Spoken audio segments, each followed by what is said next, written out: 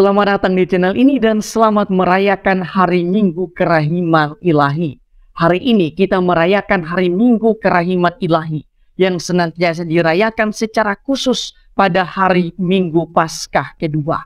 Minggu Kerahiman ini yang dirayakan secara khusus merupakan permintaan dari Yesus yang diterima oleh Santa Faustina di dalam pewahyuan pribadinya. Di dalam penglihatannya, Yesus mengatakan kepada Santa Faustina, "Aku mau supaya ada pesta kerahiman. Aku mau supaya gambar itu, dalam hal ini gambar kerahiman, diberkati secara mulia pada hari Minggu pertama sesudah Paskah. Hari Minggu ini harus menjadi pesta kerahiman." Permintaan ini disampaikan oleh Yesus kepada Santa Faustina dari Polandia pada penampakannya tanggal 22 Februari 1931. Pada 30 April tahun 2000, permintaan ini diwujudkan oleh Bapa Suci Yohanes Paulus II. Ia menetapkan hari Minggu setelah Minggu Paskah sebagai Minggu Kerahiman Ilahi. Penetapan ini dilangsungkan pada hari kanonisasi Santa Faustina. Sejak saat itu, Gereja Universal secara resmi merayakan pesta kerahiman ilahi.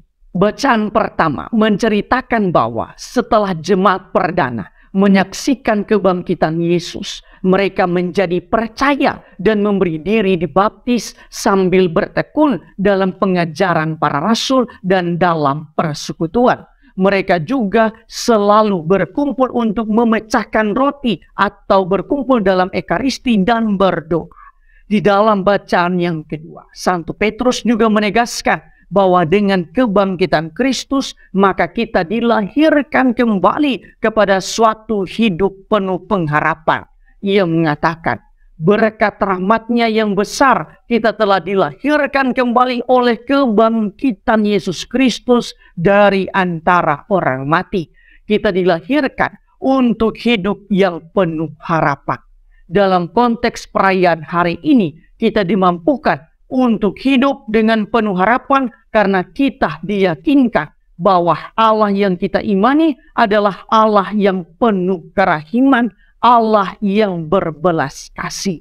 Sedangkan di dalam bacaan Injil kita mendengarkan kisah Yesus menampakkan dirinya untuk pertama kalinya sesudah kebangkitan.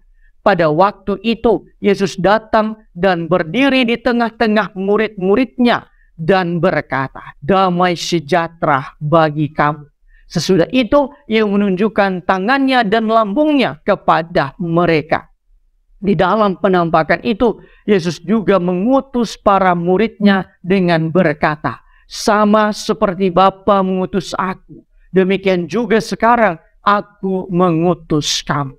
Sesudah mengatakan demikian, ia memberikan Roh Kudus kepada mereka dengan berkata, "Terimalah Roh Kudus. Jikalau kamu mengampuni dosa orang, dosanya diampuni. Dan jikalau kamu menyatakan dosa orang tetap ada, dosanya tetap ada."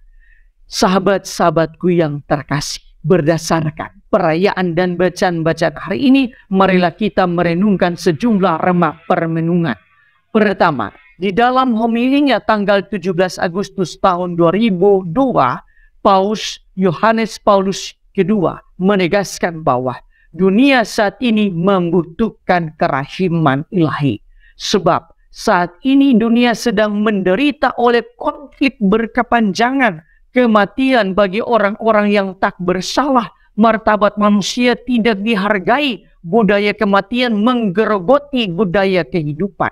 Baginya, penyebab dari semua ini ialah kuasa dosa yang begitu kuat mencengkram umat manusia, maka yang terjadi hanyalah penderitaan demi penderitaan.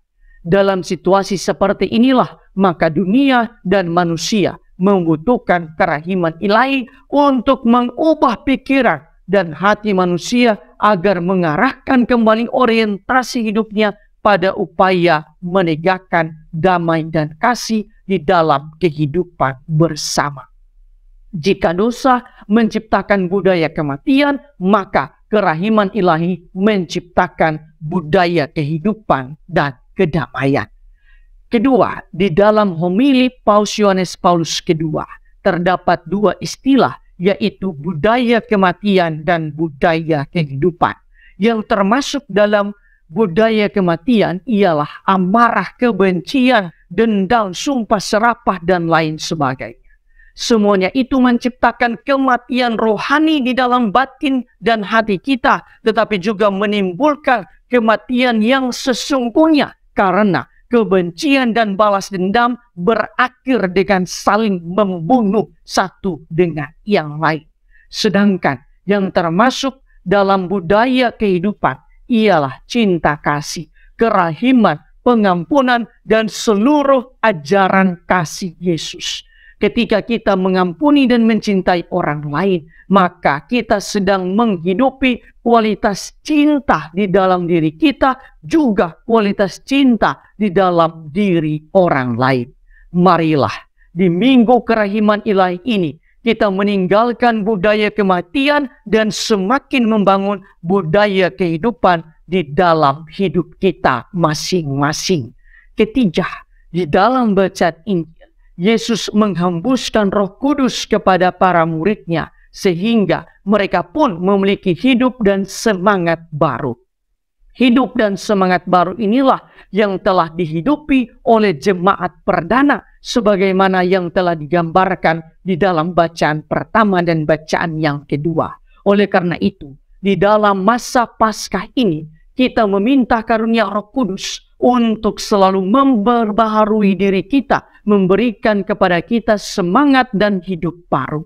Selain itu, Roh Kudus jugalah yang memampukan kita untuk melihat kerahiman ilahi serta menghidupinya di dalam hidup kita masing-masing. Tuhan memberkati Anda semua.